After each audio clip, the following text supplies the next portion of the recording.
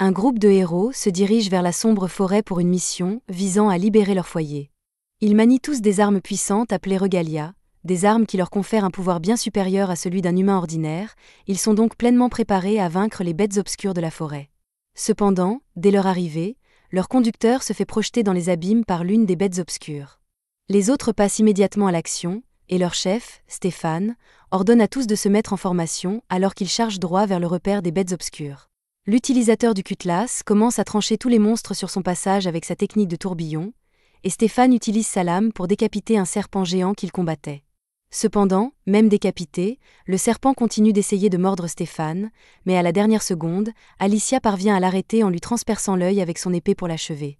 Jusqu'ici, l'équipe s'en sort plutôt bien, et maintenant que tous les monstres faibles de la zone ont été éliminés, l'équipe s'aventure plus profondément dans la grotte pour traquer le seigneur des bêtes du Sud. Ils finissent par arriver au centre de la grotte et se retrouvent face à face avec Clévatès de la Claire de Lune, et vous savez que ça va mal tourner quand le monstre fait une entrée avec une aura qui se forme. Tout le monde peut sentir l'intensité qui émane de la bête, mais Stéphane est confiant que lui et son équipe peuvent surmonter n'importe quoi grâce au pouvoir de l'amitié. Peu importe, l'amitié ne les sauvera pas ici. Après avoir vu Clévatès peindre le mur avec le sang de Stéphane, je me demanderais si être un héros en vaut vraiment la peine. Mais le tank semble penser qu'il peut faire mieux, alors il saute en l'air pour l'attaquer, mais il est presque immédiatement décapité en plein vol. Les autres commencent enfin à réaliser qu'ils n'ont aucune chance dans un combat direct, mais il est trop tard pour battre en retraite ou se regrouper car Clévatès a commencé à les éliminer un par un avec sa queue. Les autres sont confus car ils ne comprennent pas comment Clévatès les atteint si rapidement, mais Alicia réalise que les attaques de queue proviennent de leurs ombres, alors elle dit à tout le monde de sauter pour créer une distance avec l'ombre. Grâce à sa réflexion rapide, elle parvient à parer l'attaque de la bête et à survivre, mais les autres n'ont pas cette chance. L'un des héros survivants enfonce sa lance dans le sol pour invoquer un golem de terre, mais toi et le sol ici êtes sous le contrôle de Clévatès. Alors le héros ne peut pas terminer son golem, et plusieurs pointes de queue émergent du sol et le découpent. L'utilisateur de la lance essaie de charger et de dominer Clévatès, mais pendant que le type se bat pour sa vie ici, Clévatès se demande tranquillement comment des êtres aussi faibles que les humains ont réussi à pénétrer dans son repère. Il achève ensuite le reste des héros, ne laissant en vie qu'Alicia, qui a survolé les attaques avec son épée pour éviter d'être touchée. Elle finit par réussir à s'approcher suffisamment du visage de Clévatès pour lui porter un bon coup, mais même son attaque la plus puissante ne laisse qu'une égratignure sur Clévatès. Pendant ce temps, Clévatès est toujours plongé dans ses pensées car il ne comprend pas la stupidité qui a poussé les humains à attaquer son territoire alors qu'il n'a pas eu de conflit avec eux depuis plus de 1000 ans. Mais s'il continue à l'embêter comme ça, il va devoir trouver une solution plus permanente. Mais d'abord, il doit s'occuper d'Alicia, alors il lui tranche les membres et la fait tomber vers sa perte.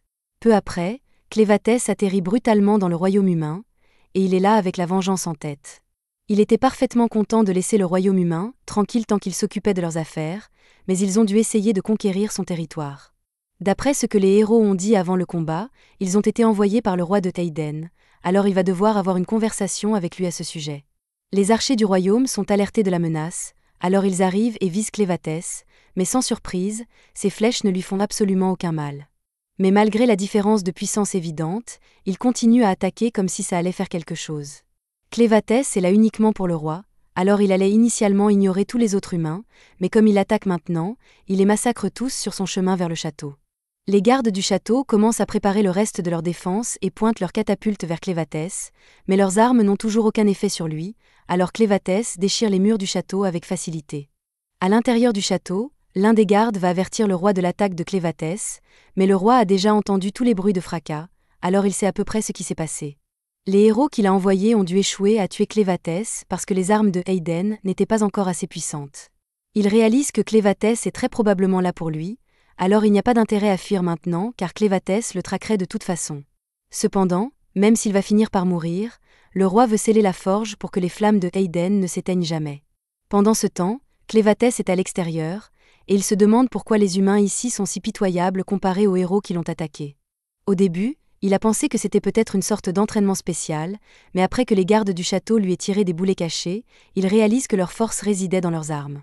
En y repensant, même si ça n'a pas fait beaucoup de dégâts, l'épée qu'Alicia a utilisée pour trancher sa corne a en fait laissé une marque, ce qui n'aurait pas dû être possible. Même si les humains ne sont que des insectes pour lui, un insecte avec un dard peut toujours être dangereux, alors Clévatès prévoit de tirer cette affaire au clair. En même temps, dans les profondeurs du château, le roi va vérifier la forge de Théiden. Mais soudain, les murs autour de lui commencent à trembler, Alors il réalise que Clévatès doit être proche et scelle précipitamment la forge. Quelques instants plus tard, Clévatès arrache le toit du château, et dès qu'il repère le roi, il l'interpelle.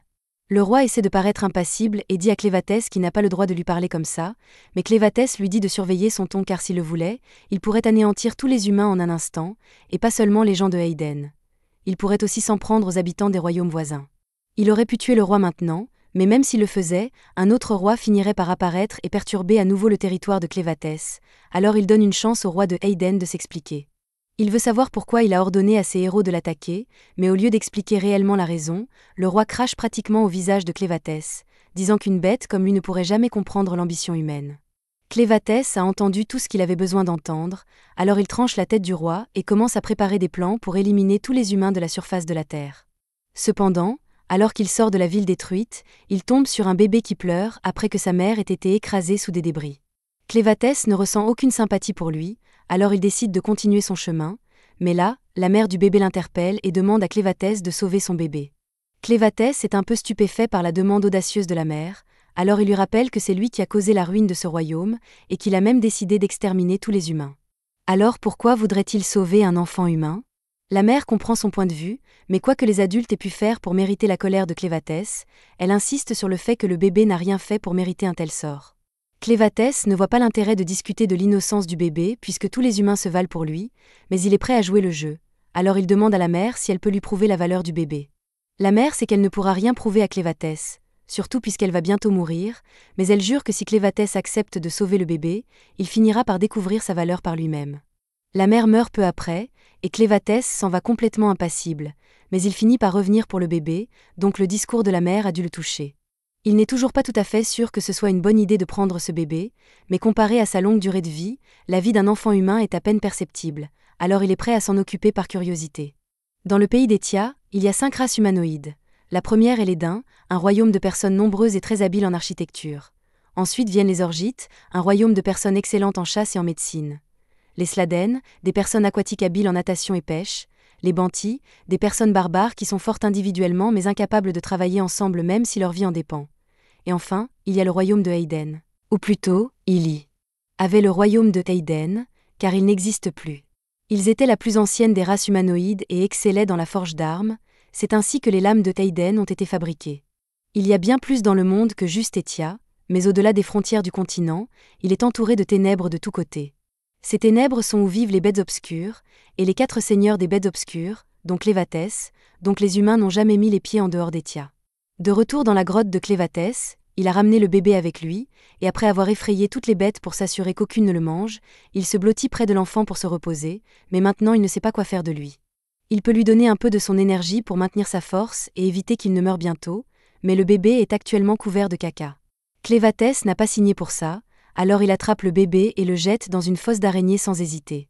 Le bébé se met immédiatement à pleurer, et je ferais probablement de même si j'étais entouré d'araignées, mais Clévatès le rassure en disant qu'il est en sécurité, les araignées de cette fosse ne mangent que du caca, alors il l'a jeté là-dedans pour le nettoyer.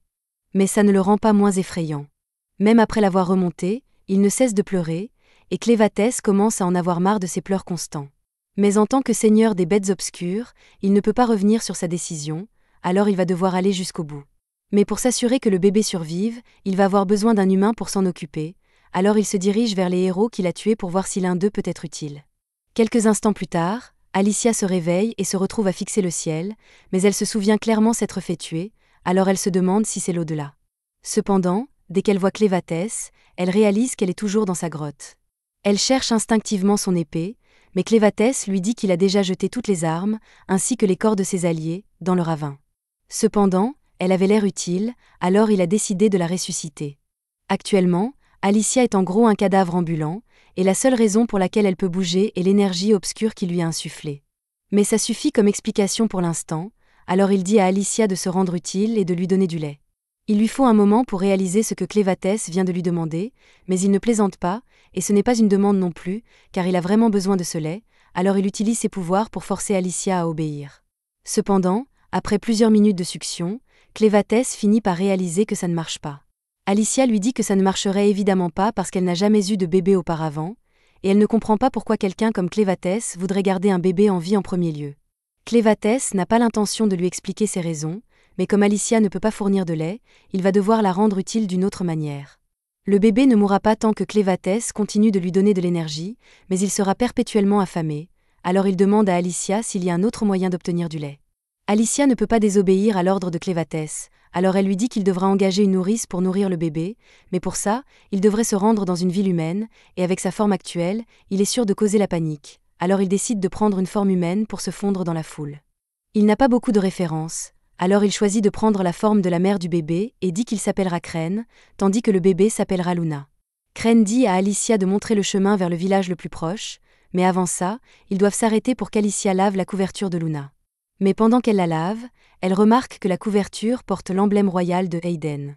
Pendant ce temps, dans ce qui reste de Hayden, la nouvelle de ce qui s'est passé s'est répandue, alors un éclaireur a été envoyé pour inspecter les dégâts.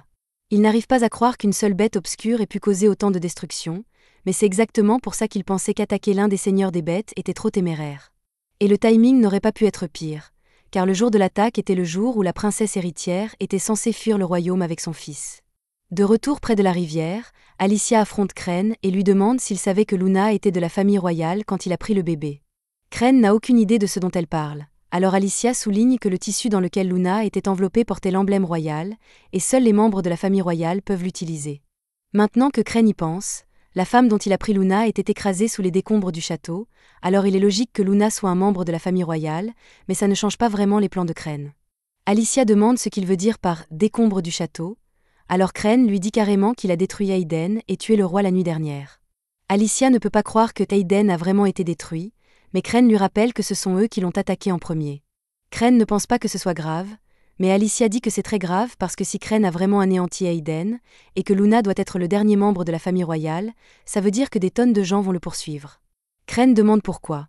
Alors Alicia explique que seuls les membres de la famille royale de Hayden peuvent utiliser les techniques de forge spéciale utilisées pour fabriquer les armes de Hayden. Mais juste après avoir dit ça, elle réalise qu'elle a révélé trop d'informations. Crène n'avait pas beaucoup réfléchi à ce qu'il voulait faire avec Luna jusqu'à présent, mais s'il est vraiment si important, alors Crène ne verrait pas d'inconvénient à en faire le nouveau roi des humains. Comme ça, Crène pourrait tout contrôler dans l'ombre, et écraser les humains une fois pour toutes s'ils dépassent les bornes. Mais pour l'instant, ils doivent encore trouver du lait pour Luna, alors il dit à Alicia de se remettre en marche. Alicia ne sait toujours pas pourquoi Crène est si attachée à Luna, mais elle est certaine que s'il lui arrivait quelque chose, il tuerait probablement tous les humains du continent, alors Alicia doit le protéger à tout prix. Quelques heures plus tard, Alicia se réveille et se retrouve enchaînée à l'arrière d'une calèche. Crène est content de voir qu'elle est enfin réveillée, alors il informe calmement qu'ils ont été capturés il y a quelque temps, mais Crène n'a pas vraiment envie de faire quoi que ce soit à ce sujet puisque Luna dort en ce moment. Alicia, quant à elle, est très inquiète, surtout parce qu'elle ne comprend pas comment les soldats ont réussi à maîtriser Crène aussi facilement. Elle lui demande s'il est aussi faible qu'un humain ordinaire dans cette forme, mais Crène lui dit que ce n'est pas le cas. Il a toujours tous ses pouvoirs, mais c'est la première fois qu'il prend une forme humaine, alors il ne savait pas que le crâne humain était si fragile. Quoi qu'il en soit, il dit que maintenant qu'il est conscient de la fragilité de son corps, personne ne pourra plus le prendre par surprise. Alicia est contente de l'entendre, mais si Crène a déjà retrouvé toute sa force, elle demande pourquoi il ne les a pas déjà sortis de là. Crène lui dit qu'en ce moment, il joue le rôle d'un humain ordinaire, et tant qu'il n'aura pas fait de Luna un roi, il ne veut pas révéler sa véritable identité. De plus, une partie de la raison pour laquelle Crène fait tout cela est pour apprendre à connaître la nature humaine, alors il est intéressé de voir le côté plus sinistre de l'humanité. Sur ce point, il ne comprend pas vraiment ce qui se passe ici, alors il demande à Alicia de lui expliquer. Alicia dit à Crène qu'ils ont été attaqués par des bandits, les pires de la société, et d'après ce qu'elle voit, les bandits ont l'intention de vendre tous les survivants à un marchand d'esclaves. Crène demande à quel point ces bandits sont censés être forts, et pour des humains, Alicia dit qu'ils ne sont pas si forts. Ils n'hésiteront pas à recourir à des tours sales, alors ils sont vraiment difficiles à gérer. Alicia assure à Crène que la plupart des humains sont loin d'être aussi méprisables que les bandits, alors il ne devrait pas baser son opinion de l'humanité sur eux. Finalement, ils arrivent à la base des bandits, et tous les captifs sont sommés d'avancer. Un des hommes refuse de se laisser vendre comme esclave, alors il tente de s'enfuir, mais avec ses bras enchaînés et ses jambes alourdies, il n'est pas très rapide. Les bandits le voient essayer de s'échapper, alors l'un d'eux sort un couteau et le plante dans le dos de l'homme, le tuant sur le coup. L'autre bandit annonce alors que quiconque tentera de s'enfuir ou de leur désobéir subira le même sort, et tous les captifs restants sont si terrifiés que personne n'ose se rebeller. Crène trouve toute cette dynamique intrigante, mais avant qu'il et Alicia ne puissent continuer à marcher, un des bandits s'approche et dit à Alicia qu'elle doit le suivre. Clem les laisse emmener Alicia puisqu'il veut encore voir comment tout cela va se dérouler, et soudain, une femme lui crie dessus parce qu'il ne travaille pas. Comme Clem est techniquement un esclave maintenant, il décide de jouer le jeu et va la voir puisqu'elle l'a appelé, mais dès qu'elle voit qu'il tient un bébé, elle se met à appeler une femme nommée Neil. Neil est la pauvre esclave obligée de faire tout le travail difficile à la taverne, et elle est un peu maladroite, alors quand Carm l'appelle, elle finit par tomber. Carm crie sur Neil pour avoir laissé tomber tous les draps par terre, et Neil s'excuse, mais à part ça, Carm dit à Neil qu'elle sera chargée de s'occuper du bébé de ce garçon, et dès que Neil voit Luna, ses yeux s'illuminent parce qu'elle aime vraiment les bébés. Pendant ce temps, Alicia est amenée au bureau du vice-capitaine des bandits, Vroko, mais Vroko crie sur les deux pour ne pas l'avoir appelé « patron ». Les autres bandits pensent qu'il plaisante, mais Vroko dit qu'il est sérieux, et s'il refuse de le reconnaître comme leur patron, il devra lâcher son animal de compagnie, Betty. Alicia est choquée que Vroko ait réussi à acquérir un troll monstre de l'Ouest, et elle est encore plus choquée par le fait qu'il est dressé comme un animal fidèle. Passant aux affaires, Vroko sort le sac de gemmes qu'Alicia portait quand les bandits l'ont capturé. Il sait que ces gemmes ne se trouvent que dans la montagne Luna, mais cet endroit est le territoire de Clévatès, l'un des 4 seigneurs des bêtes obscures, alors il est impossible qu'une personne ordinaire ait pu les acquérir ou même s'approcher de la zone. Il sait aussi que le royaume de Théiden a récemment envoyé une escouade de héros pour combattre Clévatès, mais les rapports disent que les héros ont tous échoué. Vroko sait aussi par hasard qu'un des héros était une femme qui ressemble beaucoup à Alicia. Il mentionne comment Clévatès a détruit le royaume de Théiden après l'attaque ratée des héros, et ce fut une vraie tragédie pour tous ceux impliqués, mais pour le groupe de bandits Raven, c'était la meilleure nouvelle qu'ils pouvaient espérer. Vroko sort alors une lame rouge, et Alicia est stupéfaite parce qu'elle ne peut pas croire que quelqu'un comme lui possède une épée monaïtrate. Vroko se vante de comment les épées faites de ce métal donnent à l'utilisateur une force incroyable, mais il n'a jamais vraiment ressenti cette montée de pouvoir parce que celle qu'il a en main maintenant est une fausse, puisque seuls les membres de la famille royale peuvent fabriquer de vraies épées magiques. Il dit à Alicia que leur groupe de bandits vend 2 choses, des esclaves et de fausses épées magiques, puisque la plupart des gens sont trop stupides pour faire la différence. Les rumeurs disent que tous les membres de la famille royale sont morts aux mains de Clévatès, et si cela s'avère vrai, alors le prix des épées magiques va monter en flèche en un rien de temps. Il assure que les 13 regalias, fabriqués à la main par le roi avant sa mort, se vendraient à un prix élevé, mais tout ont apparemment été perdus dans la bataille contre Clévatès. Cependant, avec Alicia sous son commandement, Vroko pense qu'il peut trouver les regalias et les vendre pour faire un énorme profit. Alors il dit aux 2 de la faire les guider vers les regalias dès le matin, et après ça, ils pourront faire ce qu'ils veulent avec elles. Pendant ce temps, Clem joue diligemment le rôle d'un serviteur à la taverne. Neil est occupé à nourrir Luna, alors il n'a aucune raison de causer des problèmes, mais quelques instants plus tard, un bandit arrive et crie à Neil de lui apporter plus de bière. Neil pose Luna et va chercher la bière, mais même si elle fait ce qu'il lui demande, le bandit lui donne quand même un coup de pied dans le dos. Après ça, un autre bandit crie à Clem de lui apporter de la viande, alors Clem obéit et sert le bandit sans se plaindre. Les bandits sont surpris que Clem n'essaie pas du tout de leur désobéir, et ils pensent qu'il fera un excellent esclave, mais Carm trouve toujours qu'il y a quelque chose de bizarre chez lui. D'après la corne sur sa tête, elle a supposé que Clem doit avoir du sang au brit, mais sa peau est bien trop pâle pour ça, et ses yeux semblent bien trop froids pour un garçon ordinaire. Au même moment, Neil s'occupe de ses affaires et porte la bière quand, soudain, un des bandits tend intentionnellement son pied pour la faire trébucher. Neil tombe et brise les tonneaux de bière par terre, alors les bandits agissent comme si c'était sa faute et la traînent dehors pour la punir. Les bandits aiment juste voir Neil souffrir, alors après l'avoir battu, ils rentrent chez eux comme d'habitude. Clem utilise alors ses ombres pour dévorer leur corps afin qu'il n'y ait aucune trace de leur mort. Après ça, il trouve Neil et lui demande de lui prêter son lait parce que Luna a encore faim. Neil ne comprend pas vraiment ce qui se passe, mais elle accepte de nourrir Luna, et pendant que Luna mange, Clem dit qu'il a quelques questions à lui poser. Il veut savoir qui elle est et pourquoi elle est avec les bandits, alors Neil commence à raconter son histoire. Elle est née dans le camp des pirates, et bien qu'elle n'ait jamais su qui était son père, elle se souvient clairement de sa mère. Les choses n'ont jamais été faciles pour elle, et d'après ce dont Neil se souvient, sa mère était constamment maltraitée par les bandits, mais peu importe à quel point c'était dur, elle a toujours enduré pour Neil. Cependant, vers les 12 ans de Neil, sa mère a soudainement disparu. Neil ne sait pas si elle est morte ou si elle a réussi à s'échapper, mais une fois sa mère partie, les bandits ont tourné leur attention vers Neil et ont commencé à la blesser pour s'amuser. En conséquence, Neil a perdu la plupart de ses dents, et elle n'entend plus que d'une oreille maintenant. Les choses se sont un peu améliorées pour elle quand Carm l'a prise sous son aile, et depuis, les bandits ont arrêté de cibler Neil pour leur jeu malsain. De plus, maintenant elle a un vrai travail à faire, elle produit beaucoup de lait pour remplir le ventre des bébés affamés. Clem trouve l'histoire de Neil intrigante, mais d'après ce qu'Alicia lui a dit, il faut avoir un enfant avant de pouvoir produire du lait, alors il demande à Neil où est son enfant. L'expression de Neil devient sombre alors qu'elle explique qu'elle n'en a pas parce que c'était un mort-né. Quand Carm lui a annoncé la nouvelle, Neil est tombée dans une profonde dépression, et elle souhaitait vraiment mourir à ce moment-là, mais quand elle a ouvert les yeux le lendemain matin, elle a trouvé un bébé inconnu en train de téter son lait. Elle savait que le bébé mourrait de faim si on le laissait seul, alors elle l'a laissé boire autant qu'il voulait, et après ça, d'autres bébés lui ont été confiés pour les nourrir, c'est comme ça qu'elle est devenue la nourrice résidente. C'est pourquoi, même si sa vie n'a pas été géniale, elle veut faire de son mieux pour que les bébés qui ont besoin de son lait soient heureux. Clem en a assez entendu, alors il remercie Neil de lui avoir raconté son histoire et lui demande de venir avec lui. Il veut l'engager comme nourrice de Luna, et bien qu'il ne fasse généralement pas confiance aux humains, il peut dire que Neil est une bonne personne. Neil dit qu'elle est heureuse de recevoir une telle offre, mais elle ne pense pas que Clem puisse vraiment sortir d'ici puisqu'il est un esclave comme elle, alors elle décline poliment son offre. Pendant ce temps, quelques bandits emmènent Alicia le long d'un pont de corde, et dès qu'elle réalise qu'elle est conduite vers un puits de mine inondé, elle a un très mauvais pressentiment. Au fond de la mine, elle voit un homme s'approcher du bord de la jetée avec un crochet dans les mains. Les bandits rient tous parce qu'ils savent ce qui va se passer, mais même s'il est clair qu'on lui tend un piège, l'homme prévoit toujours de le faire parce que les bandits ont promis de le laisser, lui et sa femme, partir s'ils récupèrent le trésor au fond du lac. L'homme plonge et commence à nager vers le fond du lac, mais Alicia lui crie de sortir de là immédiatement parce que, selon les légendes, le puits est plein de monstres. Quelques instants plus tard, ces monstres sortent de l'eau avec l'homme dans leurs mâchoires et commencent à le dévorer devant sa femme dévastée.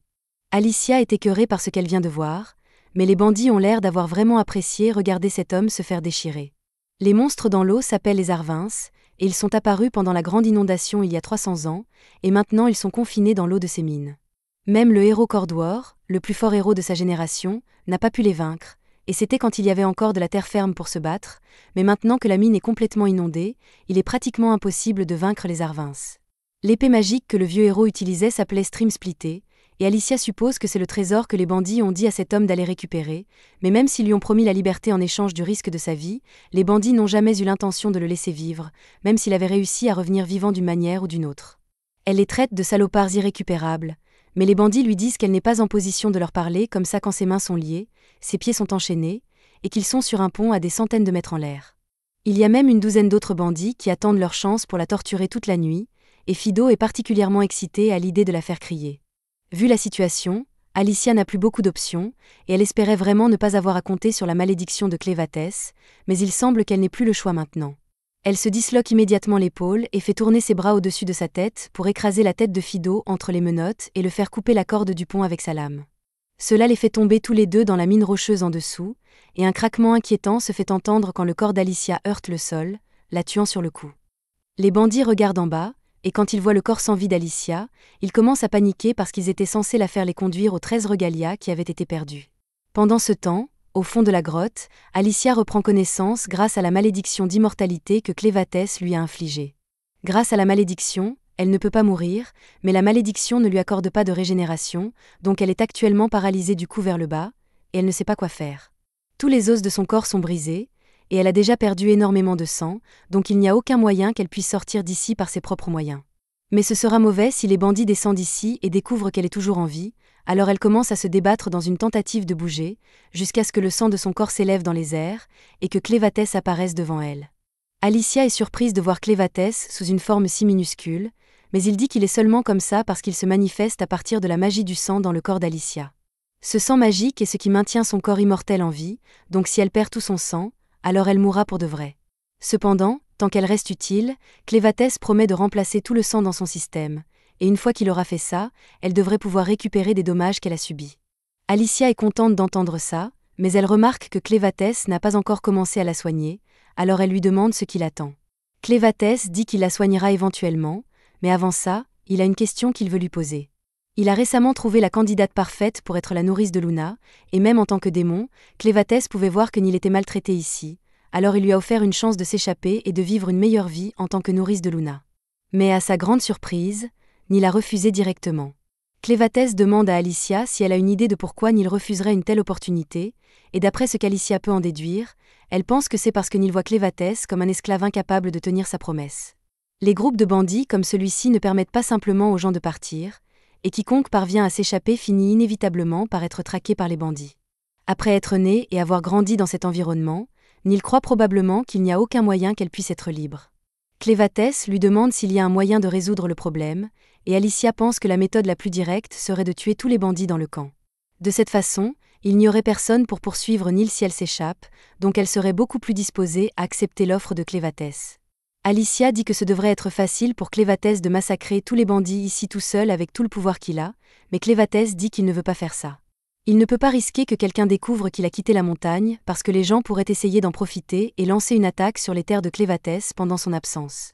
À la place, il dit qu'il veut qu'Alicia le fasse puisque ce serait normal pour une héroïne comme elle de tuer un groupe de bandits pendant son voyage. Alicia essaie de protester, mais Clévatès la coupe et dit qu'elle devrait juste le faire, juste avant de la remplir de sang pour régénérer son corps.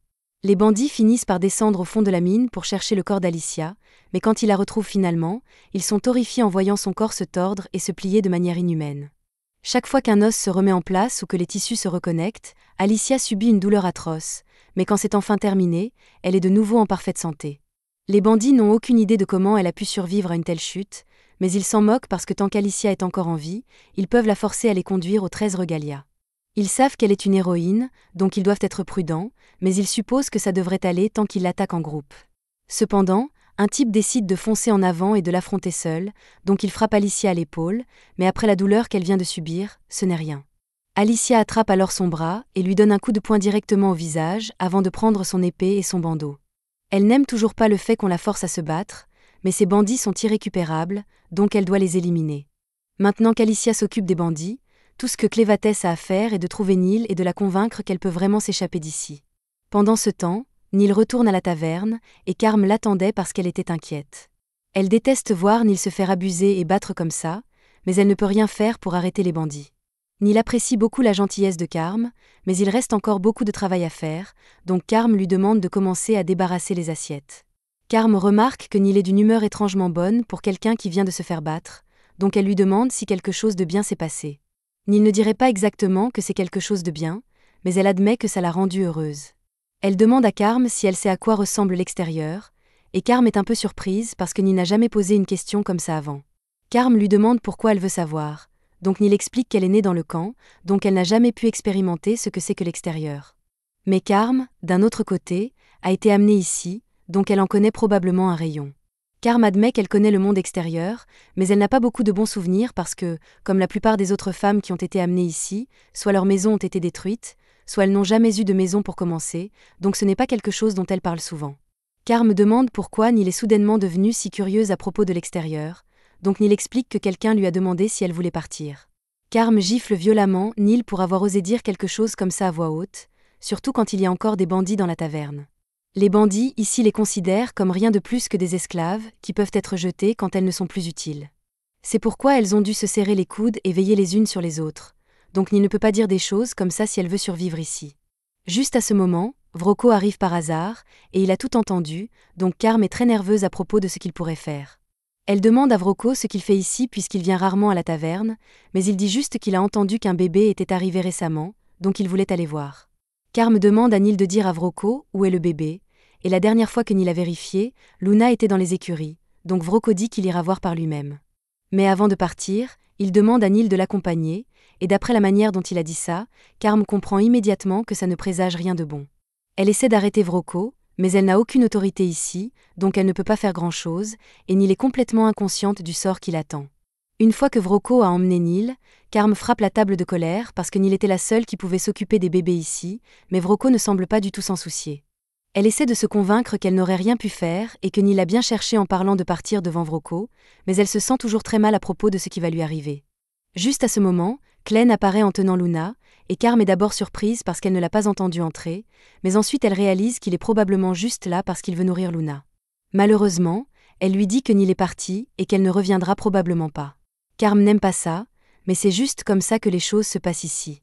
Clène ne comprend pas ce que Carme veut dire par là, donc il exige une explication, et un seul regard dans les yeux de Clène dit à Carme qu'il est très sérieux à propos de s'assurer que Neil va bien. Pendant ce temps, Vrocko conduit Neil dans un vieil escalier, et Neil est émerveillée parce que même si elle a passé toute sa vie dans ce camp, elle n'a jamais vu cet endroit avant.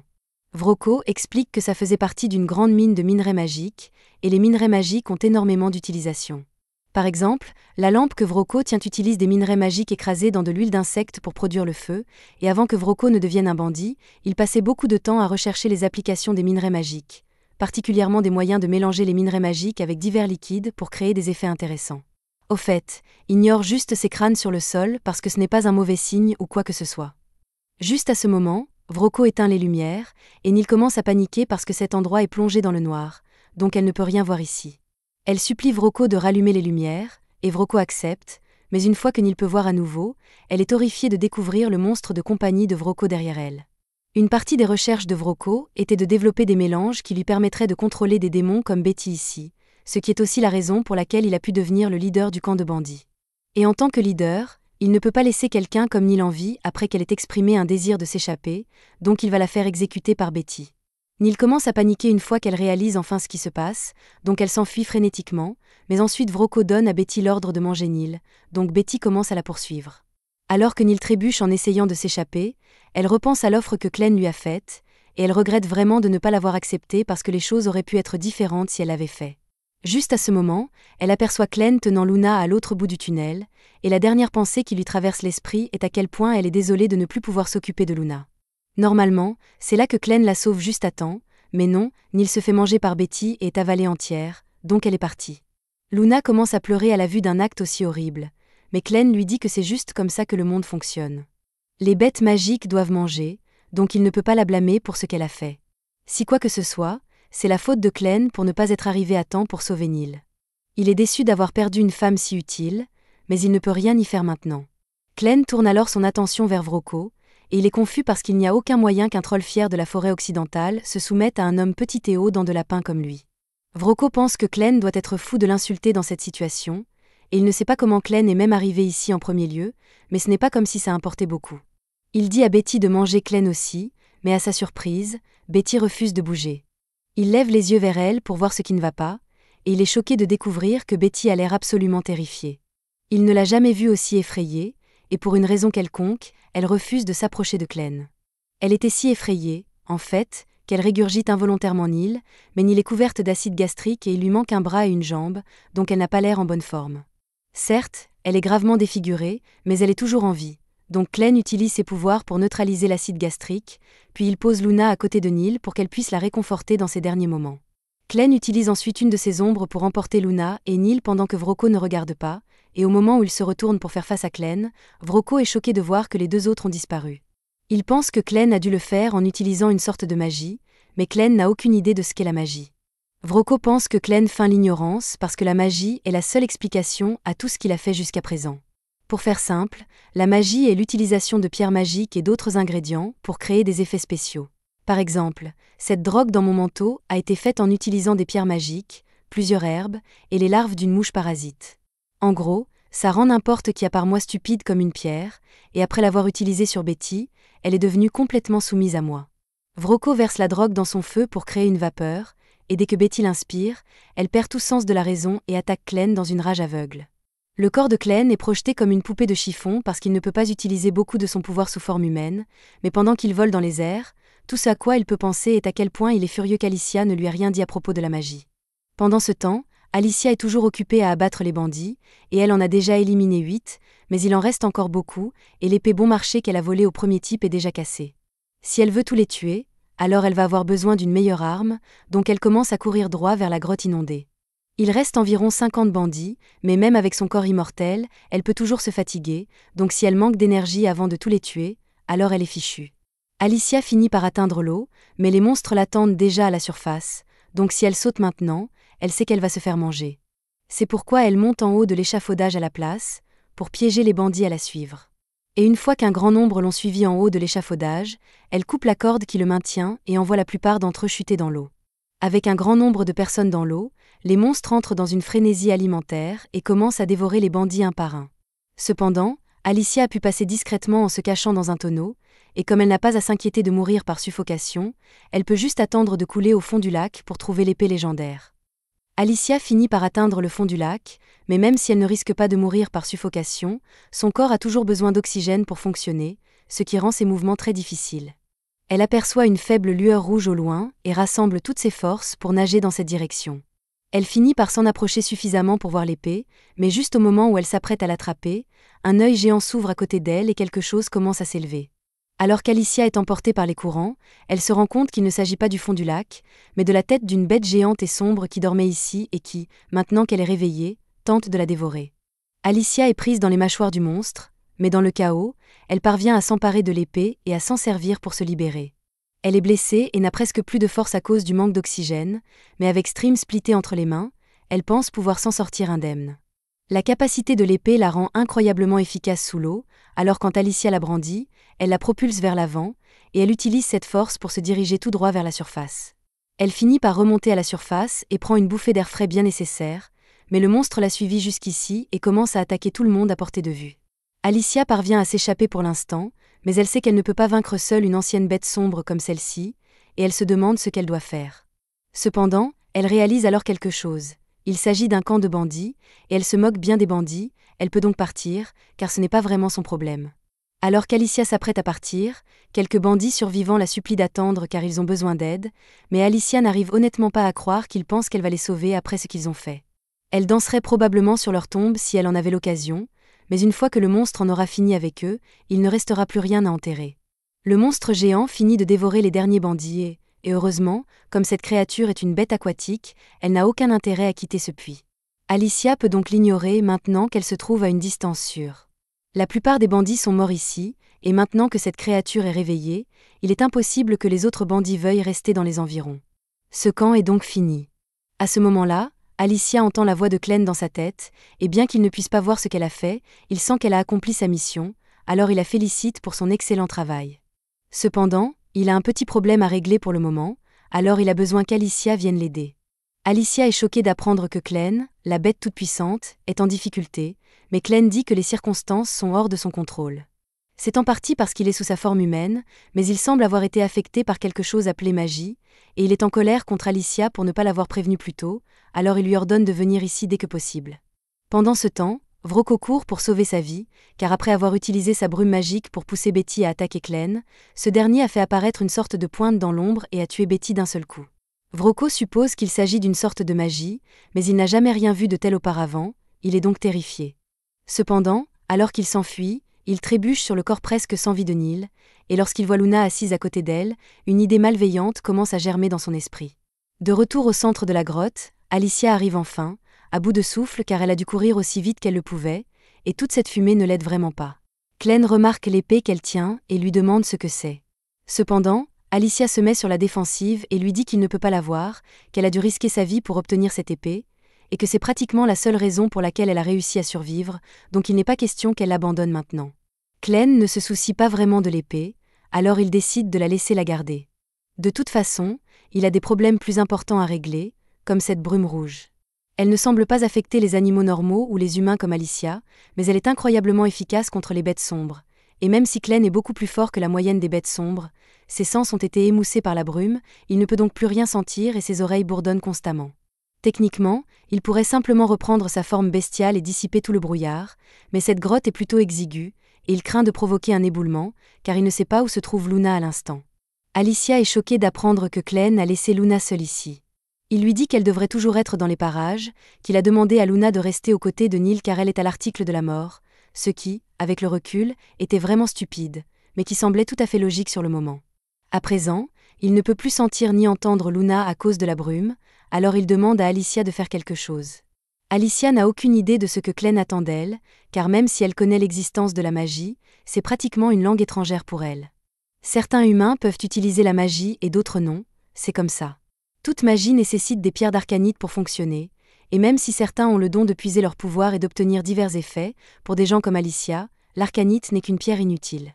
Clem la traite d'inutile, mais comme Alicia ne peut pas utiliser la magie, ils vont devoir partir à la recherche de Luna dans la brume, mais il est tout à fait possible que Luna soit déjà morte, alors il ne se fait pas trop d'illusions.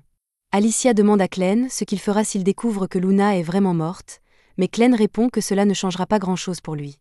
Il perdrait simplement le peu d'intérêt qu'il avait pour l'humanité, et si cela arrivait, Alicia sait que Clem ferait disparaître tous les humains de la surface de la Terre.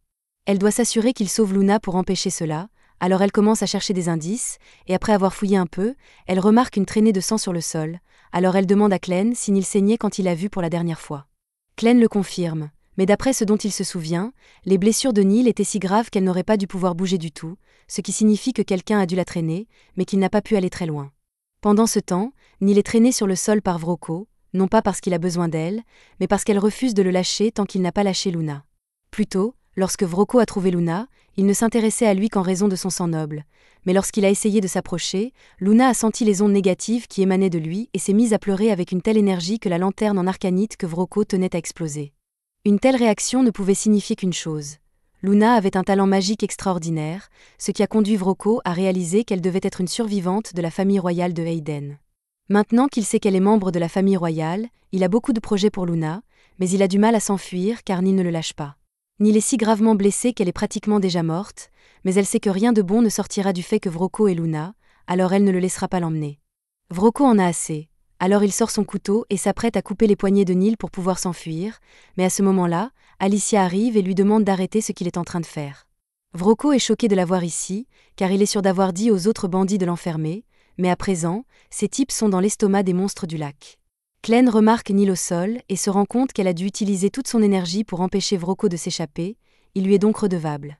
Vrocko se rend compte qu'il a peu de chances de vaincre ces deux-là dans un combat, alors il menace de couper les doigts de Luna s'il s'approche davantage. Cela incite Alicia à s'arrêter, mais Clem ne voit pas où est le problème, car même si Vrocko coupe les doigts de Luna, il pourra simplement utiliser la magie pour le guérir plus tard. Cependant, même si cela est vrai, Alicia sait par expérience à quel point le processus de guérison est douloureux, et elle ne veut pas que Luna ait à subir cela, alors elle demande à Clem de la laisser s'en occuper. Elle interpelle Vrocko et lui dit qu'elle est prête à conclure un accord en échange de la sécurité de Luna. Elle lui montre l'épée qu'elle tient, et dès que Vrocko voit le blason sur la poignée, il reconnaît qu'il s'agit du symbole royal qui avait été perdu dans le lac. Alicia la jette contre le mur derrière Vrocko et lui dit qu'il peut la garder s'il libère Luna, mais je suis presque sûr qu'il aurait été plus judicieux de la jeter à la tête de Vrocko, car elle aurait probablement pu le neutraliser ainsi. Quoi qu'il en soit, Alicia dit à Vrocko qu'il aura besoin de ses deux bras pour retirer l'épée du mur, mais tant qu'il libère Luna sans lui faire de mal, Alicia ne l'empêchera pas de s'échapper. Vrocko réfléchit un instant, puis éclate de rire, car un héros ne renoncerait jamais aussi facilement à ses insignes dans des circonstances normales. Vrocko avait sans doute raison au sujet de Luna, qui est bien un membre de la famille royale, et maintenant qu'il en est certain, il dit à Alicia qu'un seul insigne ne suffit pas pour qu'il renonce à Luna. Si elle veut qu'il laisse partir Luna, elle devra lui donner l'emplacement exact des 13 insignes qui ont été perdus. Alicia hésite un instant, car il serait terrible que Vrocko mette la main sur les insignes, mais Clem lui dit de lui dire ce qu'il veut savoir, car Luna est plus importante qu'un tas d'épées. Alicia accepte et informe Vrocko que toutes les épées se trouvent au fond d'un ravin près de la tanière de Clévatès, mais qu'il ne pourra de toute façon pas s'y rendre pour les récupérer. Vrocko rit et lui dit qu'elle se trompe, car même s'il ne sait pas se battre, il a toujours la magie de son côté. Il sort alors un flacon de poudre et en répand le contenu sur tout son corps.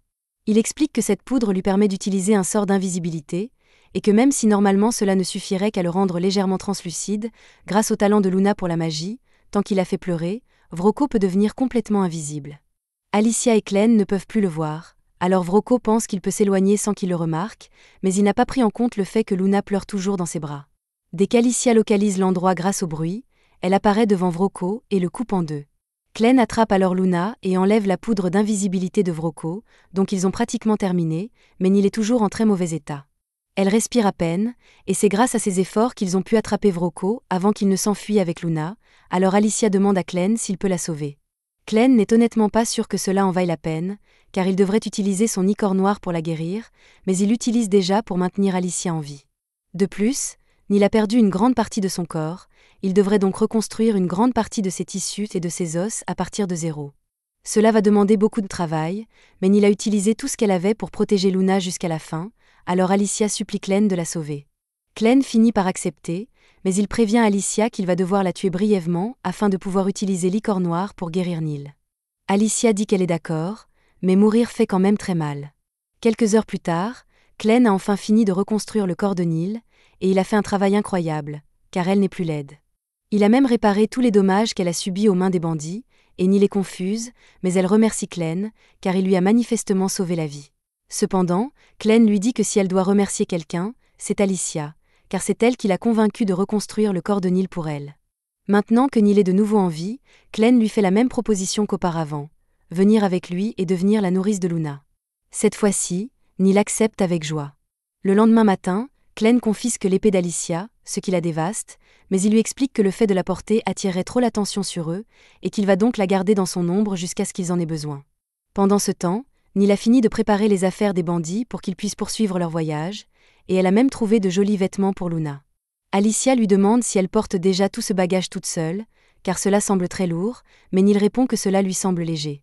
En y réfléchissant, Alicia se souvient que Neil a perdu une grande partie de son corps lorsqu'elle a failli mourir hier, et que Glenn a donc dû remplacer ces parties par quelque chose qui l'a rendue plus forte, mais elle n'a aucune idée de ce qu'il a fait exactement.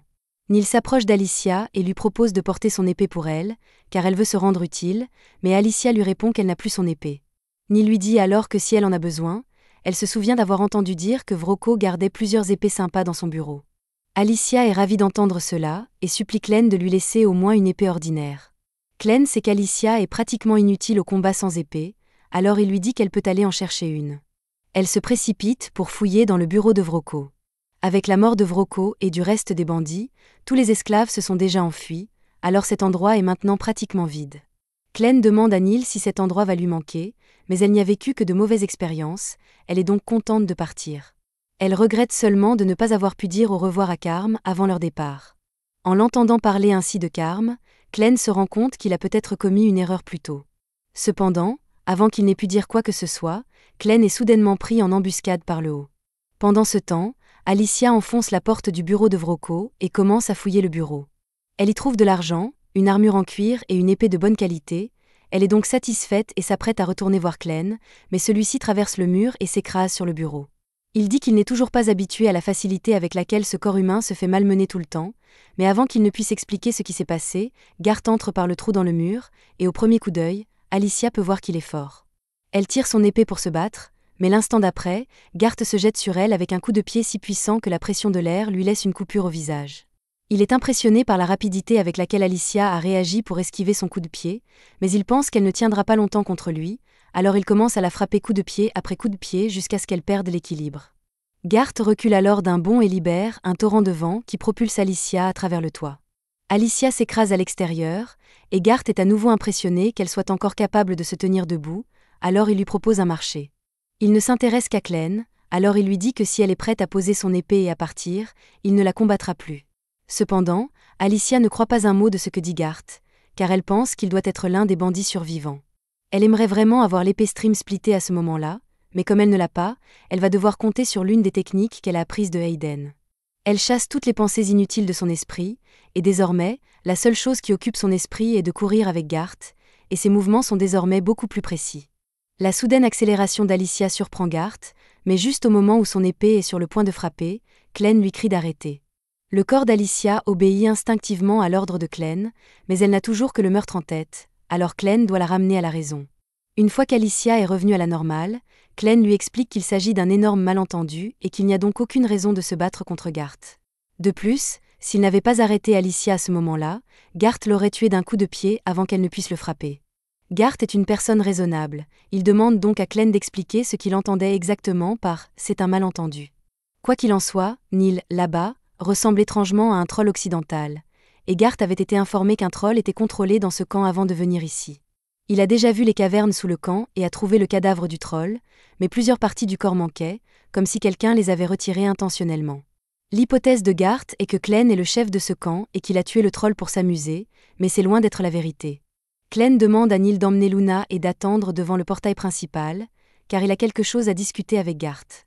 Une fois qu'elle est partie, il révèle à Alicia que Garth est en réalité une bête noire déguisée. Alicia est choquée d'apprendre cela, car elle ignorait qu'il existait d'autres bêtes noires capables de se transformer en humains, mais Glenn lui explique que Garth est simplement sous l'effet d'une puissante illusion. À la connaissance de Glenn, il n'y a qu'un seul être capable d'utiliser une magie d'illusion aussi puissante, et ce n'est autre que le seigneur des bêtes noires de l'Ouest, Zaffier. D'ailleurs, Glenn ne s'entend pas avec Zaffier, il préfère donc éviter de le rencontrer. Garth est choqué que Glenn ait pu découvrir autant de choses à son sujet après une rencontre aussi brève, alors il demande à Glenn de lui dire qui il est vraiment. Glenn ne veut pas révéler sa véritable identité, alors il ment et dit qu'il est un serviteur du seigneur des bêtes sombres Clévatès. Garth le croit, alors il dissipe le sortilège d'illusion et révèle qu'il est un monstre ailé au service de Zaffier. Maintenant qu'il a révélé son identité, il demande à Glenn de lui montrer la preuve qu'il est également une bête noire, alors Glenn révèle l'une de ses vrilles d'ombre pour le convaincre.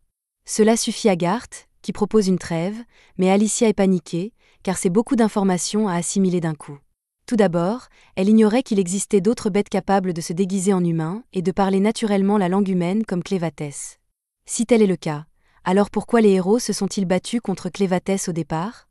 Clène remarque le malaise sur le visage d'Alicia, alors il lui dit d'arrêter d'être aussi paranoïaque, car il n'y a pas beaucoup de bêtes sombres capables de se déguiser en humains, et à part Zaffier, personne d'autre ne se donnerait la peine de s'impliquer avec les humains sans une bonne raison. Cela dit, Garth veut savoir pourquoi Clène s'associe volontairement à une femme humaine. Clène explique qu'Alicia est une humaine qui a été transformée en servante, et qu'elle est désormais obligée d'obéir à ses ordres quoi qu'il arrive. Il la garde à ses côtés pour qu'elle lui serve de guide pendant qu'il apprend à connaître le monde des humains. C'est la même chose avec Neil et Luna, mais il n'a pas l'intention d'en dire plus à Garth. Garth comprend, il ne posera donc plus de questions, mais il tient à préciser que si Clène interfère avec sa mission, il devra le tuer, et Clène lui répond qu'il est libre d'essayer, mais que le tuer ne sera pas facile. Quoi qu'il en soit, comme Clène a répondu à l'une des questions de Garth, celui-ci dit qu'il a maintenant quelque chose à lui demander. Plus tôt, Garth a mentionné que Zaffier envisageait d'exterminer toute l'humanité, mais il trouve cela étrange car, d'après ses souvenirs, Zaffier a toujours aimé observer les humains. Les Orgites de l'Ouest le vénèrent même comme un dieu. Alors pourquoi voudrait-il soudainement exterminer tous les humains? Garth accepte d'expliquer ce qui s'est passé et leur raconte qu'il y a 3 jours, il a remarqué que quelques-unes des bêtes sombres de l'Ouest avaient perdu leurs petits. En soi, cela n'aurait rien d'étrange, mais il a également trouvé une fiole à proximité, ce qui l'a amené à penser que les humains devaient être impliqués d'une manière ou d'une autre. Il se rendit chez Zaffier et l'informa de l'incident, ainsi que de 9 autres incidents similaires qu'il avait découverts. Zaffier admit que les humains devaient être derrière tout cela, mais elle était un peu surprise qu'il fasse une chose pareille alors qu'elle les avait si bien traités. Elle demanda à Garth d'aller enquêter et, s'il s'avérait que les humains kidnappaient les enfants des bêtes noires de la forêt, elle les exterminerait tous. Clène réfléchit un instant et se rend compte qu'il pourrait y avoir un lien entre les enlèvements des bêtes noires et les bandits. La nuit dernière, alors qu'il interrogeait Carme, elle lui a dit que tous les enfants nés dans ce camp finissaient par être vendus à un groupe d'hommes mystérieux en raison de leur talent, et que c'était ce que Vrocco avait prévu de faire à Luna également. Clène suppose que les enlèvements de bêtes noires et la vente d'enfants humains doivent être liés d'une manière ou d'une autre et dit qu'il a été question d'un certain talent. Il pense que la magie doit jouer un rôle dans tout cela. Lorsqu'Alicia entend Clène mentionner la magie, son expression s'assombrit, alors il lui demande si elle en sait quelque chose. Elle lui répond que la magie n'est toujours pas son domaine d'expertise, mais que kidnapper des enfants pour leur talent magique semble être le genre de choses que feraient les sorciers. Les sorciers sont des personnes qui ont changé la façon dont les guerres sont menées dans le royaume humain au cours des dernières années. À l'heure actuelle, l'issue des batailles dépend presque entièrement des compétences des sorciers de chaque camp, car un seul sorcier est capable d'éliminer des dizaines, voire des centaines d'hommes d'un seul sort. Certes, les sorciers sont également vulnérables aux attaques d'autres sorciers, ils ne sont donc pas invincibles, mais ils restent une force redoutable. Le premier à avoir introduit les sorciers dans la guerre est le général Drell, également connu sous le nom de tueur de dragons. C'est lui qui a tué le père d'Alicia lorsqu'elle était petite, et elle lui en veut depuis des années.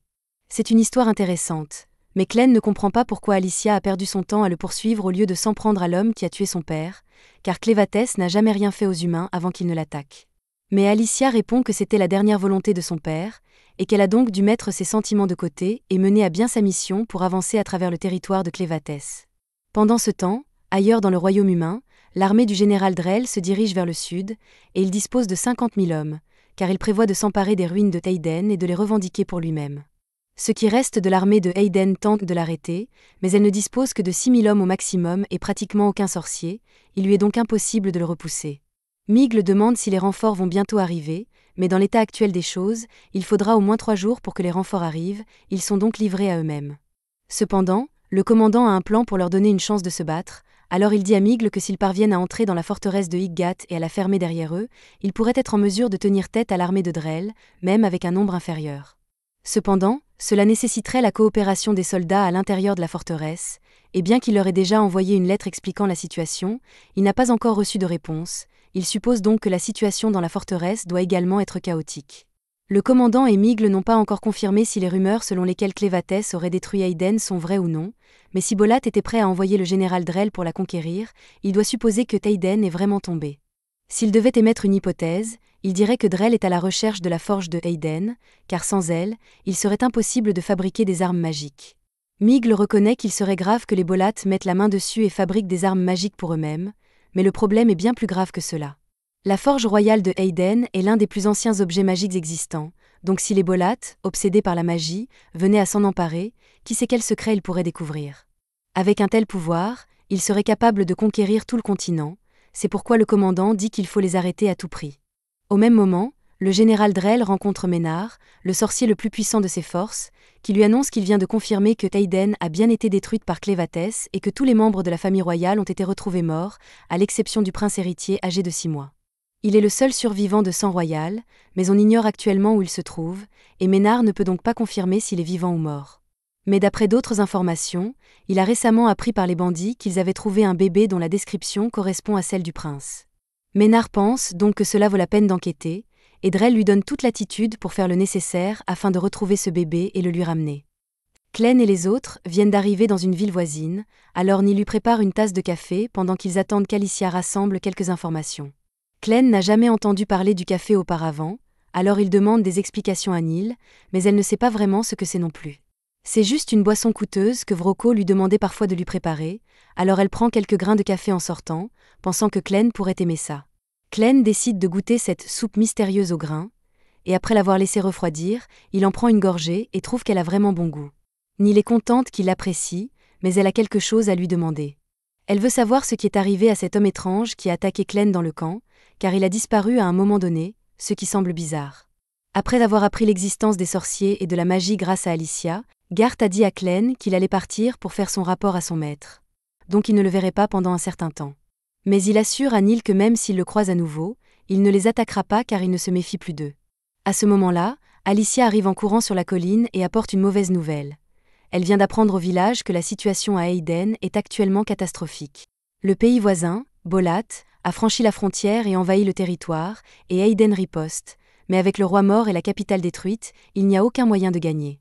Le pays d'Esselin a apparemment tenté d'arrêter l'avancée de Bolat, mais cela n'a finalement pas suffi à les ralentir. Clegane demande pourquoi la nation d'Esselin voudrait aider à défendre Théoden alors qu'elle n'est pas impliquée dans le conflit.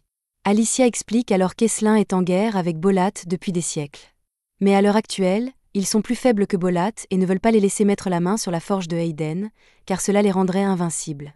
Bien sûr, même s'ils mettaient la main sur la forge, ils ne pourraient pas l'utiliser correctement sans quelqu'un de sang royal. Le principal problème ici est que Théoden est largement surpassé depuis que Clegane a tué son roi, et qu'il n'a plus aucun sorcier à utiliser au combat. À ce rythme, Théoden ne tardera pas à être complètement rayé de la carte. Cela semble vraiment grave, mais Clegane ne voit pas pourquoi il devrait s'en soucier, car tout ce qu'il veut, c'est faire de Luna le roi.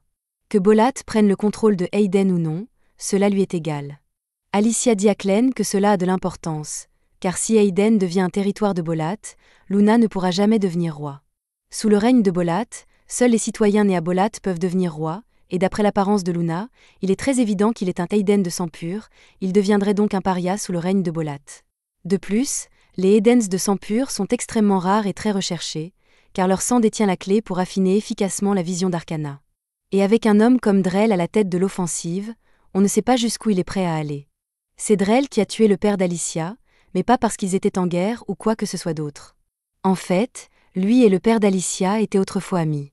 Mais comme le père d'Alicia était connu comme l'un des plus grands épéistes du pays, plusieurs années après sa retraite, Drell a décidé de le défier dans un combat à mort juste pour prouver qu'il était un meilleur épéiste.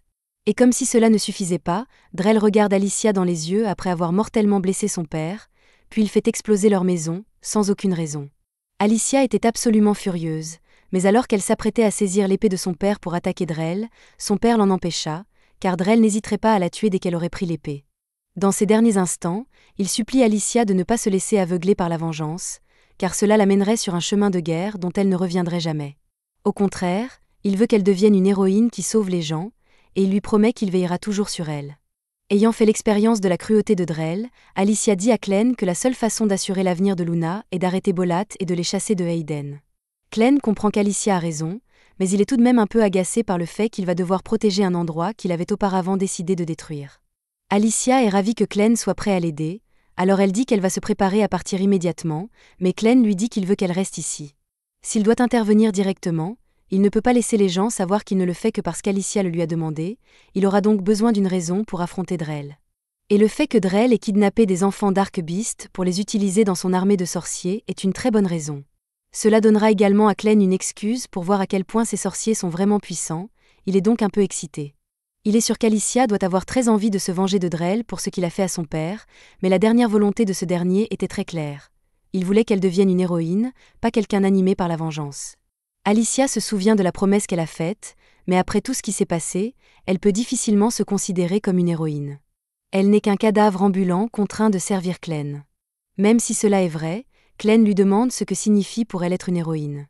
Même si Alicia ne se considère pas comme une héroïne, Clem est certain que Neil la considère comme telle, car sa vie est bien meilleure maintenant grâce aux efforts d'Alicia. Alicia réalise qu'il a raison, alors elle accepte de rester, et tandis que Clem se transforme, il se précipite dans la forêt et se dirige vers l'armée de Bolat. Pendant ce temps, l'armée de Bolat vient de franchir la deuxième forteresse sur son chemin vers Aiden, et Rod commence à s'inquiéter sérieusement, car si elle n'est pas arrêtée rapidement, elle ne tardera pas à atteindre Hydra.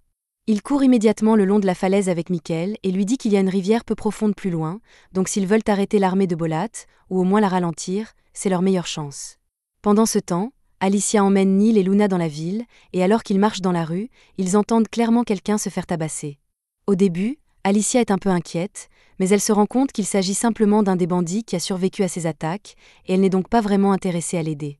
Les habitants de cette ville connaissent bien les bandits et tout ce qu'ils ont fait, donc une fois qu'ils reconnaissent cet homme comme l'un des leurs, il est impossible qu'ils le laissent partir. Neil est encore un peu effrayé, car cet homme en particulier l'a tourmenté tout le temps, mais Alicia lui assure qu'il ne la reconnaîtra jamais après tous les changements qu'elle a subis.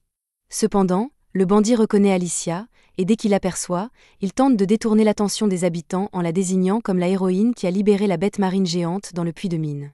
Les gens se retournent pour voir de quoi il parle, mais à ce moment-là, Alicia a déjà disparu, et même s'il l'avait vue, cela n'aurait rien changé au fait qu'il est abandonné. Finalement, les gens finissent par pendre tous les bandits qu'ils ont trouvés dans la ville, mais ils sont vraiment inquiets par tout ce qui s'est passé récemment. D'abord, il y a eu l'attaque de Clévatès, puis l'armée de Bolat, et maintenant un ancien monstre pieuvre. Avant même qu'on s'en rende compte, il pourrait y avoir des guêpes radioactives ou des vers glaciaires, mais quoi qu'il arrive, ils jurent tous de protéger leur ville contre toute menace. Pendant ce temps, Alicia et Neil cherchent un endroit où séjourner, mais c'est un peu difficile avec toute la ville en état d'alerte. Avant d'entrer dans l'auberge, Alicia demande à Neil de ne pas la qualifier de héroïne, car elle préfère garder son identité secrète pendant un certain temps. Dès qu'Alicia ouvre la porte d'entrée, elle trouve deux grands gaillards debout de chaque côté, qui l'accusent immédiatement d'être l'une des bandites. Alicia ne sait pas quoi faire dans cette situation, mais heureusement, la mère des deux hommes s'approche et leur dit d'arrêter d'importuner les invités. Phil tente d'expliquer qu'Alicia semble suspecte parce qu'elle porte un cache-œil et une épée, mais que vu tout ce qui se passe ces derniers temps, il est normal de porter une épée partout où l'on va. Cependant, il est rare de voir des gens avec un bébé Aiden, alors Carrie demande des explications à Alicia. Alicia lui explique qu'elle et Neil sont les gardes du corps d'une personne très importante et que leur mission actuelle consiste à protéger ce bébé à tout prix. Carrie trouve cela assez convaincant et, même si elle est persuadée qu'il y a autre chose derrière cette histoire, elle n'a pas l'intention de se mêler des affaires de clients payants. Elle demande à Alicia et Neil ce dont ils ont besoin, et Alicia répond qu'elle aimerait une chambre pour deux, de préférence avec un lit suffisamment confortable pour un bébé. Carrie lui dit que la chambre coûtera 2 pièces d'argent par nuit, alors Alicia lui donne suffisamment d'argent pour 2 nuits, et Carrie lui dit qu'elle peut prendre la première chambre à gauche. Elle demande ensuite à ses fils d'aider les clients à porter leurs bagages jusqu'à leur chambre. Pete suit Neil et lui propose de porter ses bagages. Neil lui répond qu'elle peut très bien les porter toute seule, mais Pete insiste, alors elle lui tend les sacs. Pete regrette immédiatement d'avoir proposé son aide, car les sacs sont beaucoup plus lourds qu'il ne le pensait. Pete et Phil finissent par monter les bagages dans la chambre, et Alicia semble satisfaite, alors Carrie s'en va et lui dit qu'elle peut la trouver en bas si elle a besoin de quoi que ce soit. Une fois qu'elle est partie, Neil suggère qu'ils mettent Luna au lit afin qu'ils puissent se reposer, mais à l'insu des deux, l'un des insectes de Ménard a repéré Luna. Maintenant qu'il sait exactement où se trouve le prince Aiden, il envoie toute son armée d'insectes à sa poursuite. Un peu plus tard, Alicia regarde par la fenêtre, se demandant si Clem est déjà arrivée sur le champ de bataille, mais Neil attire son attention et lui dit qu'elle devrait venir voir la première dent de lait de Luna. Quelques minutes plus tard, Carrie frappe à la porte pour informer Alicia et Neil que leur repas est prêt, mais elle se rend compte que Luna dort encore, alors elle dit à Alicia qu'elle peut venir le chercher et le ramener dans sa chambre. Alicia suit Carrie en bas, et Carrie lui montre le repas au bout de la table. Alicia s'y rend pour le prendre, mais en chemin, elle entend tous les clients du bar dire que tout ce désordre est la faute des héros. S'ils n'étaient pas partis défier l'un des seigneurs des bêtes, Clévatès n'aurait jamais détruit Aiden, et Bolat n'aurait jamais déclenché cette guerre. L'opinion publique à l'égard des héros est actuellement très mauvaise, et les gens ont tout à fait le droit d'être en colère, car ces soi-disant héros n'ont fait que leur rendre la vie plus difficile. Alicia s'apprête à remonter dans sa chambre, mais elle sent soudain la présence d'une bête noire, et l'instant d'après, quelque chose passe par la fenêtre du rez-de-chaussée. Il atterrit juste à côté de Pete, qui pense qu'il s'agit d'une balle ordinaire et s'apprête à la ramasser, mais Alicia lui crie de ne pas la toucher. Malheureusement, il est déjà trop tard, car la balle commence soudainement à grossir et projette Pete contre le plafond, révélant qu'il s'agit en fait d'un mille-pattes géant.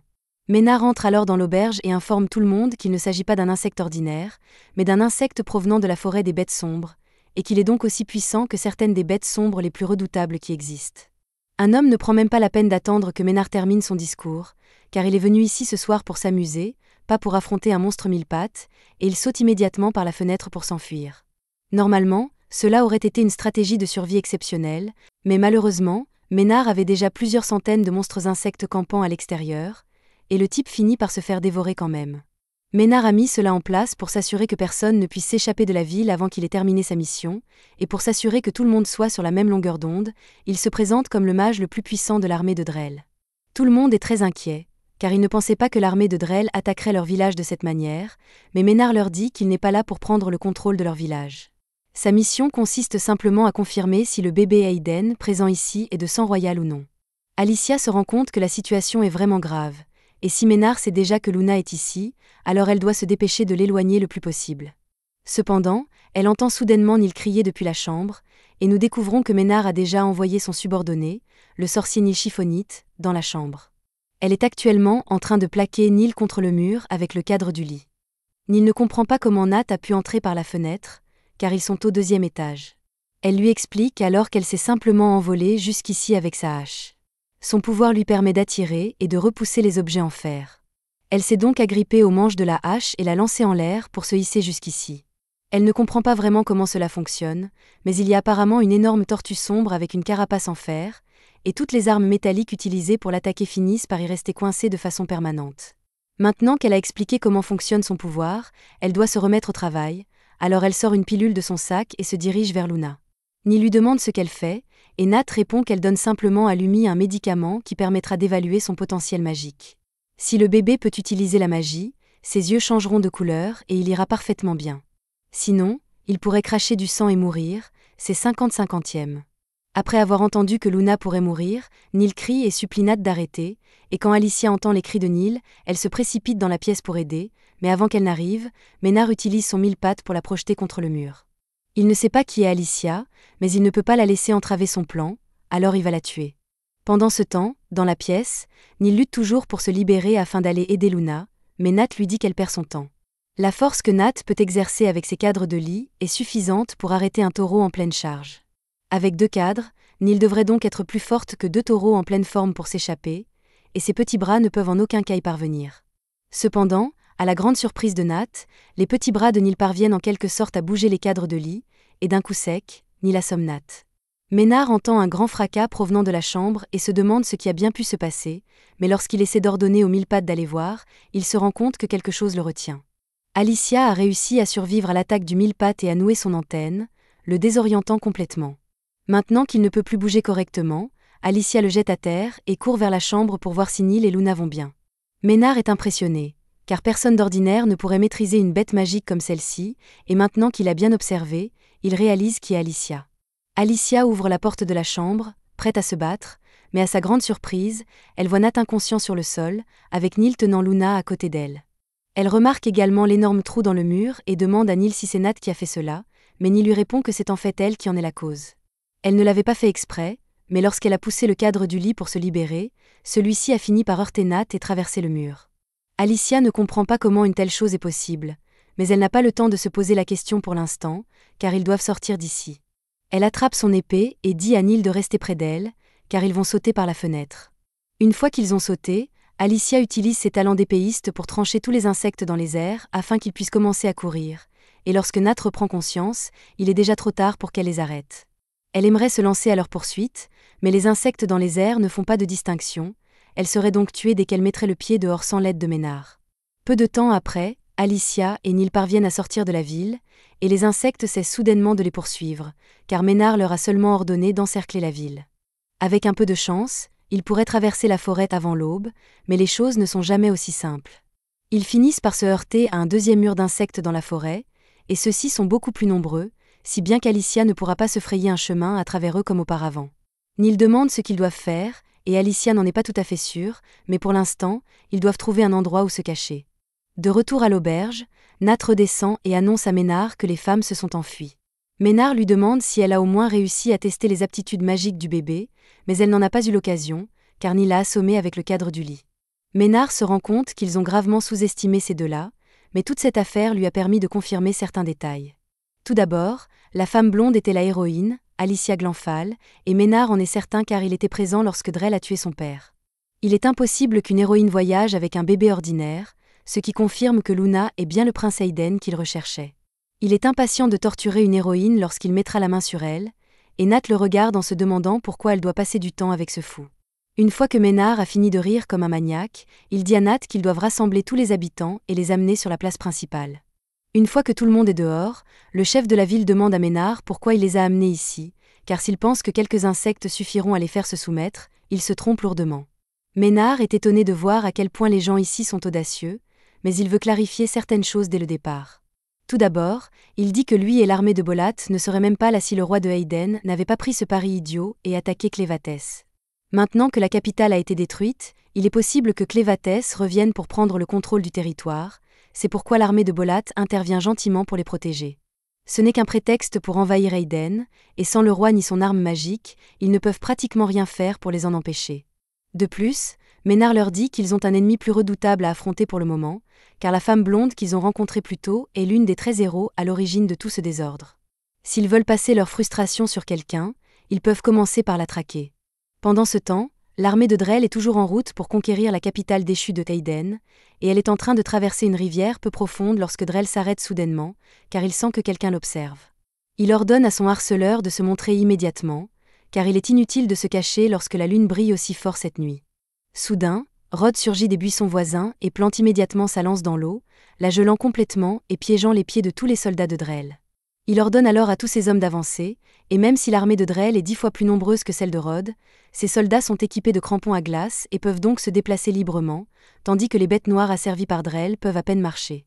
Mick mène les soldats au combat et dit à tout le monde de viser d'abord les sorciers de Drell afin qu'ils ne puissent pas se libérer. Drell connaît bien les capacités de la lance de givre, mais même à pleine puissance, elle n'aurait pas dû pouvoir geler toute la rivière d'un seul coup. Il suppose que Rod a dû poster des sorciers plus en amont pour refroidir l'eau juste en dessous du point de congélation afin que la lance de givre puisse faire le reste, et il admet qu'il est impressionné par la stratégie bien pensée de Rod. Rod semble avoir véritablement maîtrisé la lance de givre, et s'il bat Drell ici, il peut mettre fin à toute cette guerre, mais Drell lui dit que ce ne sera pas si facile. Rod charge Drell avec sa lance, mais Drell riposte avec un puissant coup de revers, projetant Rod plusieurs mètres en arrière. Rod reste déterminé et utilise sa lance pour lancer une attaque de magie de glace sur Drell, mais Drell réagit à temps pour l'esquiver et saute de son cheval, le laissant figé sur place. Rod et Drell commencent alors à se battre, et une fois de plus, Drell est impressionné par les capacités de Rod, car si un regalia peut vous conférer des pouvoirs, il faut une réelle force pour exploiter tout son potentiel comme cela. Cependant, il ne pense toujours pas que cela suffira à briser les chaînes du monde. Il libère alors son pouvoir et utilise son épée pour invoquer une griffe de dragon dans les airs. Rod est absolument stupéfait, car les insignes royaux ne sont pas censés pouvoir invoquer des objets physiques, mais cette griffe de dragon était bien réelle, car elle a envoyé Rod voler à travers la rivière. Mick et le reste des soldats remarquent que Rod est en difficulté, alors ils font tous demi-tour pour aller le soutenir. Pendant ce temps, Drell explique qu'en fusionnant son épée avec la magie, celle-ci est devenue bien plus puissante qu'une épée normale. À ce moment-là, Drell remarque que certains des hommes de Rod se dirigent vers lui, alors il se retourne immédiatement et les anéantit avec sa griffe de dragon, ainsi que tous ses propres hommes. Rod n'arrive pas à croire que Drell puisse tuer ses propres soldats avec autant de cruauté, mais Drell estime que quiconque est assez faible pour mourir d'une telle attaque ne mérite pas de voir le monde au-delà de ses frontières. Rod ne comprend pas de quoi parle Drell, car celui-ci évoque depuis un moment les frontières et les chaînes. Drell lui explique alors que son objectif est de détruire la légende des héros. C'est cette légende qui les a poussés à défier des adversaires invincibles avec des méthodes qui rendent la victoire presque impossible. Les choses sont ainsi depuis des milliers d'années, et personne n'a jamais songé à remettre cela en question, si bien que la tradition est restée inchangée, mais tout cela va prendre fin ici. Drell dit à Rod qu'il ne va pas le tuer car il était un adversaire digne de ce nom, et qu'il devrait savoir maintenant qu'il n'a aucune chance de gagner ce combat. Rod essaie de se relever, mais il n'a plus aucune force dans le corps, il est donc contraint de regarder Drell poursuivre sa conquête. Cependant, Un instant plus tard, Clévatès atterrit sur le champ de bataille, et tout le monde le regarde avec terreur en réalisant que le seigneur des bêtes sombres du Sud est là. Clévatès voit que Drell est le responsable ici, alors il lui dit qu'il a une question à lui poser. Quelqu'un a kidnappé des enfants humains et des enfants bêtes sombres, et d'après ce qu'il a entendu, cela a quelque chose à voir avec la magie que Drell utilise. Il veut donc savoir si Drell est vraiment derrière tout cela. Drell lui demande si un seigneur des bêtes devrait vraiment venir jusqu'ici juste pour poser une question, alors qu'il a probablement des choses plus importantes à faire, mais Clévatès lui répond que c'est simplement l'un de ses devoirs en tant que seigneur. Si quelqu'un profane ses terres ou son peuple, la loi du pays exige qu'il le tue de ses propres griffes en guise de représailles. Drell demande ce qui donne à Clévatès le droit de déterminer la loi du pays, mais Clévatès commence à s'agacer du fait que Drell parle autant, alors il le poignarde dans l'estomac. Il dit à Drell que cela aurait pu être évité s'il avait simplement répondu à cette fichue question, mais malgré le trou dans sa poitrine, Drell ne semble pas du tout déconcerté. Il dit qu'il savait déjà que Clévatès allait venir le tuer, et qu'il savait qu'il n'avait aucune chance de gagner dans un combat frontal, alors il s'était préparé à l'avance. Un troisième œil s'ouvre sur le front de Drell alors qu'il se prépare à utiliser son sort ultime, Dark Écrat Prison. Cela prend Clévatès au dépourvu, car il ne savait pas qu'il était possible pour les humains d'utiliser l'écrat sombre. L'instant d'après, le corps de Drell explose, couvrant Clévatès de son sang. Une fois tout cela terminé, il ne reste plus que l'épée de Drell et une sphère géante de ce qui était autrefois Drell entourant Clévatès. Cependant, si vous pensiez que Drell était mort, vous vous trompez, car avant de se faire exploser, il a transféré sa conscience dans son épée. Il n'a donc plus de corps humain, et est désormais un être entièrement composé de la magie de son épée. Il a pris beaucoup de risques en sacrifiant son corps pour cette prison d'écrat noir, et il est convaincu que même quelqu'un d'aussi puissant que Clévatès ne pourra pas s'en échapper facilement. Clévatès semble avoir été rendu inconscient par la prison, il reste donc immobile à l'intérieur, et Drell prévoit de le laisser là jusqu'à ce qu'il finisse par mourir de faim ou de vieillesse. Rod regarde avec étonnement et effroi, car il n'arrive pas à croire que Drell ait vraiment réussi à vaincre Clévatès aussi rapidement alors que les 13 héros avaient échoué. Si Drell est capable d'un tel exploit, alors Aiden n'a aucune chance contre sa puissance. Drell est plus déterminé que jamais à poursuivre sa mission, il ordonne donc à tous ses soldats restants de se préparer à partir. Pendant ce temps, dans la forêt, Alicia et Neil tentent toujours d'échapper à Ménard quand Alicia sent soudain que quelque chose ne va pas. Cependant, elle n'a aucune idée de ce qui a provoqué cette étrange sensation, et elle n'a aucun moyen de contacter Clévatès d'ici, elle dit donc à Neil qu'ils doivent continuer à avancer. Pendant ce temps, un groupe de villageois en colère les traque lentement sur ordre de Ménard. C'était la fin de l'épisode 7. Abonnez-vous pour ne pas manquer le prochain.